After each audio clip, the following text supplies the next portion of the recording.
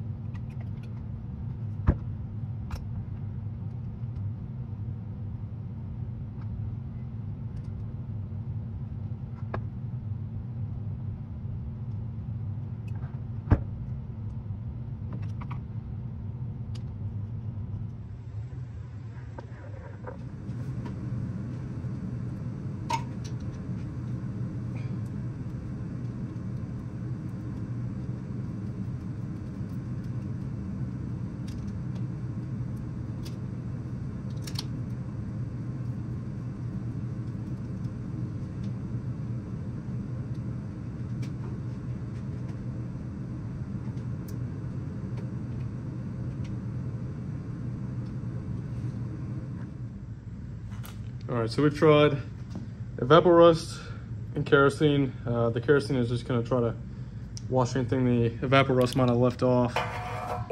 Let's see. As you can see, there's still a little bit of varnish in there, but for a 75-year-old tractor, this might have to do for now until we can, yeah, I don't know. We shall see. Let's see, I'm trying to show you guys, but I'm gonna drain out this kerosene and put this thing on. I bought some stuff to replace the, well, oh, this was the rubber that was under the tank. I just bought some camper cover for now, just keep it from rattling apart, because I do intend on repainting this tractor, so it'll probably get something close. But we're gonna drain this, take this off. For now, I don't know how good that fuel filter is, and I'd rather just buy a new one, but I just need to hear it start so I can move it outside and go from there. So that's what we got planned for.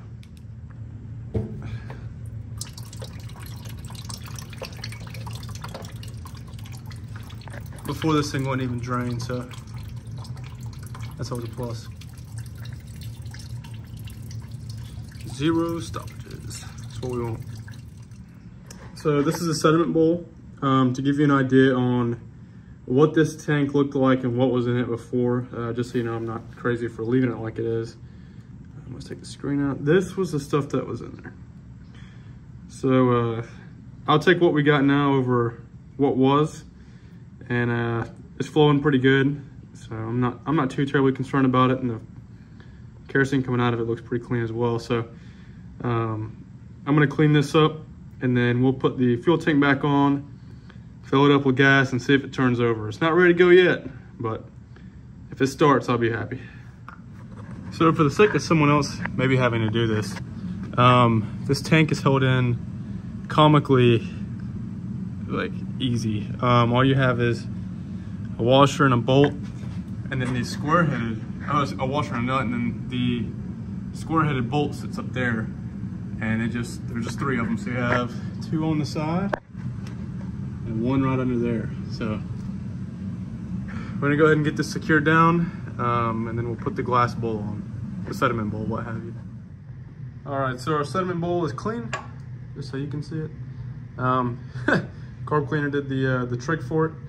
You should have this little, I'm gonna assume that's a bigger particulate filter up top. It probably doesn't do much, but it counts, I guess, somewhat. So we're gonna take the holder for this, put that up top, and we'll stretch it out a little bit. Let it hang on for dear life.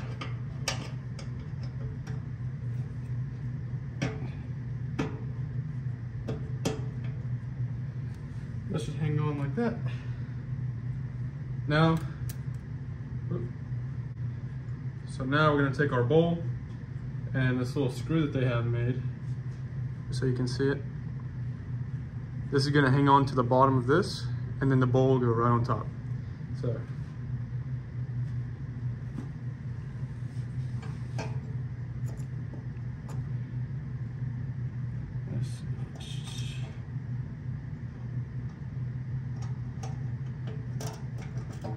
Just like this.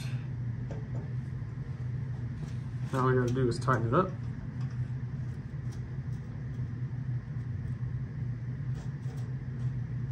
Give her a twist. All right, it doesn't need to be too tight. Remember, there's glass. But now it's time to put gasoline in it, and let's see what it looks like. I left the filter on. I went ahead and blew it out. We'll end up probably getting a new one of those just for the sake of it. But now it's time to see if she runs. All right, so we're gonna let the sediment bowl fill. Let's see if I can get you in it. Oh, that's gross.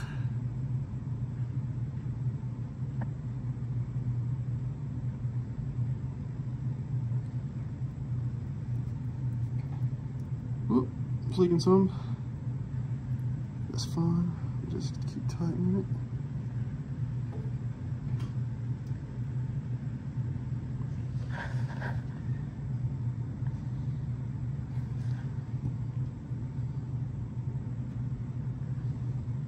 Okay. Either way, we'll get to that in a second. I just want to see if it'll want to start. Honestly, that's probably better for us, that it doesn't want to fill up all the way, because I really don't want to start this in my garage and have anything crazy happen. So like I said, we have the garage door open. We have topped off the oil a little bit. This is how we're having to rig this battery right now for the sake of just having one. I think this is a 12 volt system. We have this right here that's not on the original, and our alternator up there is pretty large for a 6 volt system. So I guess there's nothing to it but to do it. So first, so that way we don't have any crazy leaks, we're gonna push this down and disengage our PTO.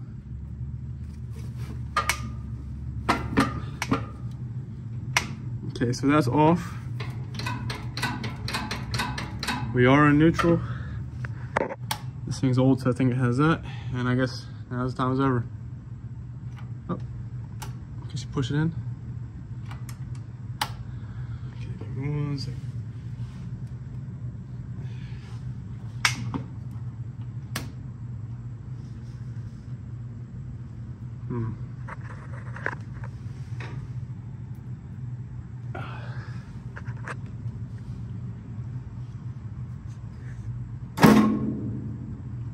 Uh-oh. Let me see. Okay, so we're gonna see if I rectified our issue. I think I might have been just a loose battery connection, but because I'm crazy and I never trust anything I work on. She's still in neutral. I think that's supposed to be pulled out. Press the button. Still nothing. Let me do this. Nothing. Okay. We might have to see about really tightening that terminal. I don't know why it would be acting so funny. It was doing great the other day. Let's see. Okay. Let's give it one more shot. Pull that out.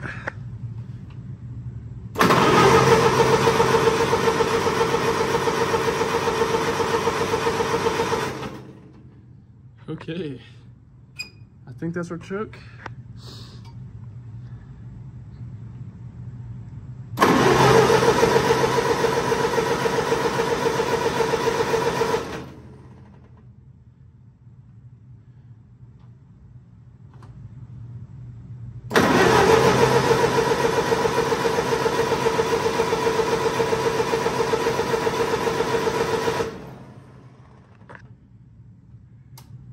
confirm something right quick.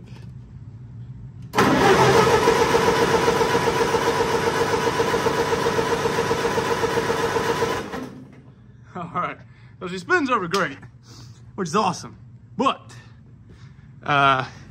she's not wanting to fire off. So we have to take a look. Let's see if she used up any gas. Excuse my garage, it's not exactly the cleanest, but let's see. I didn't even pull any from it. Maybe I didn't connect something. No, that's all good.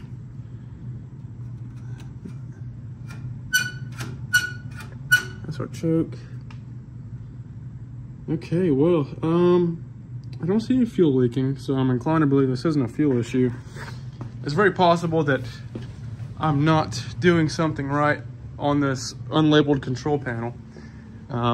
I have read the instructions. I'm not like your average guy. So what we're gonna do is we might look into these next. Make sure that's all seated.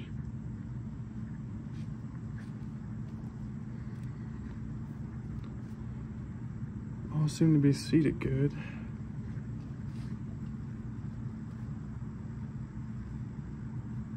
And these are brand newish wires. I mean, hell, the writing's still on them.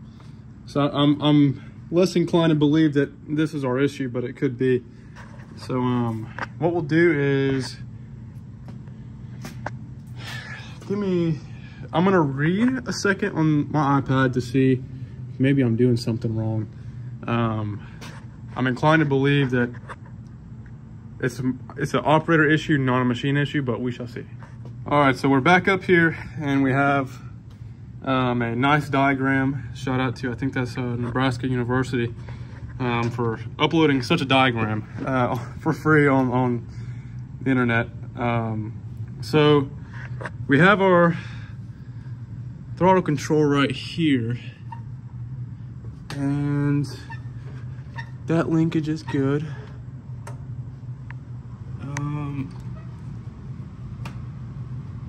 Let's see, is that moving anything up front? Let's see.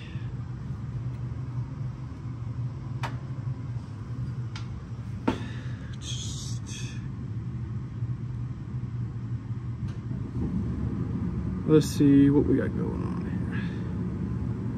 Number 10, so of course it doesn't give you exactly which way is what, because why would they? That'd make too much sense. So I can only assume that probably up in this position is where it's not going to take off on us. So I'm gonna hit it one more time.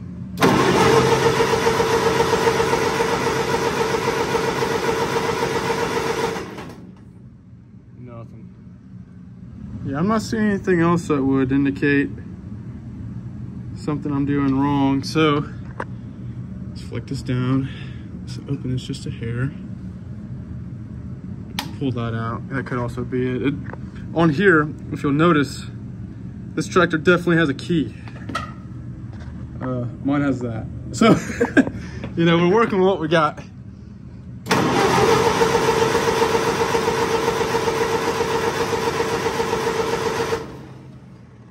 Let's open the throttle some more. Look at the choke. Let's close it some more. My bad.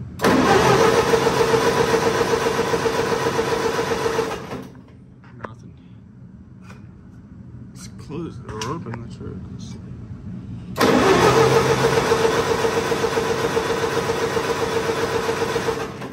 Nothing. All right. I'm inclined to believe that it probably still is an operator issue, so I'm gonna open this petcock and see if maybe either or it could very well be our filter right there causing us issues, because you know, there's not a pump on this, so it's having to be sucked through. And if there's, you know, I mean, that could be literally anything. I've had that issue on an old Katana I had that I rebuilt. Whenever you put a fuel filter on it, it choked itself out because they couldn't get enough fuel. So we're gonna look into that and we're gonna give her a shot. All right, guys, so something I didn't consider. This bowl, I went ahead and cleaned it out again. If you'll notice, it actually fills below the top. And then it comes up, and so any sediment gets dropped into the glass, and then it goes up through that small filter, and then is actually allowed to come through this and into the carburetor. So after figuring out how to finagle it to get it tight, and as you can see, we can loosen that up, and no more gasoline drips. Just, you know, just stuff falling. You know how awesome. Man, clean top of the tractor. Now we're gonna give her a shot and see what happens. All right, so now that I think that we should be good, we have fuel running. Guess there's nothing to it but to do it. And we're gonna just pull this up and give her a go.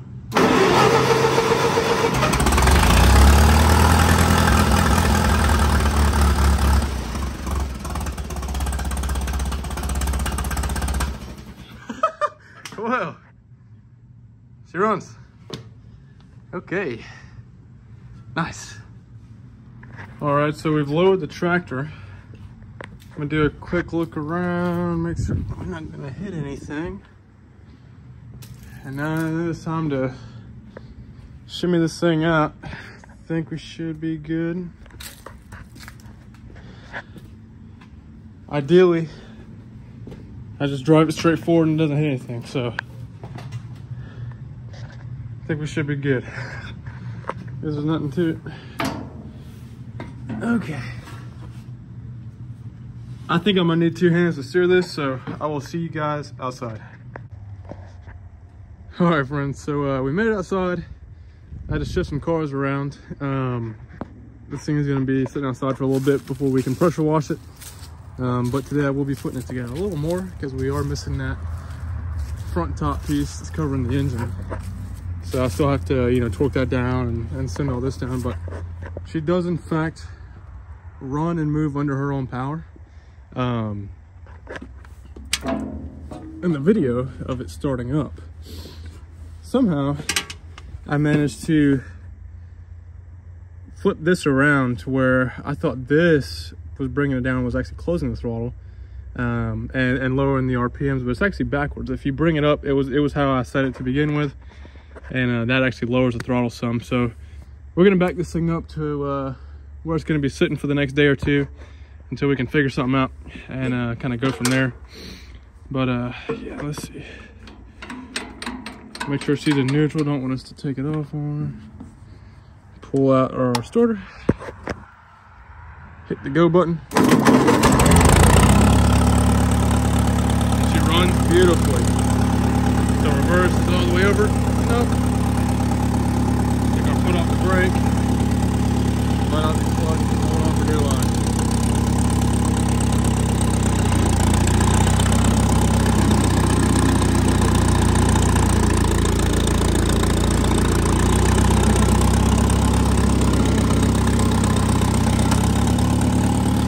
So the brakes don't work that well. So we're gonna straighten her up some. Put the brake out.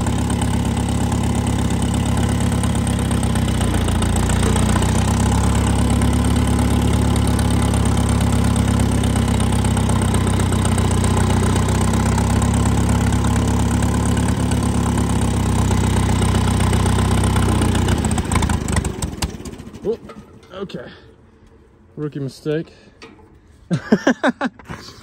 Hey, we're learning, right?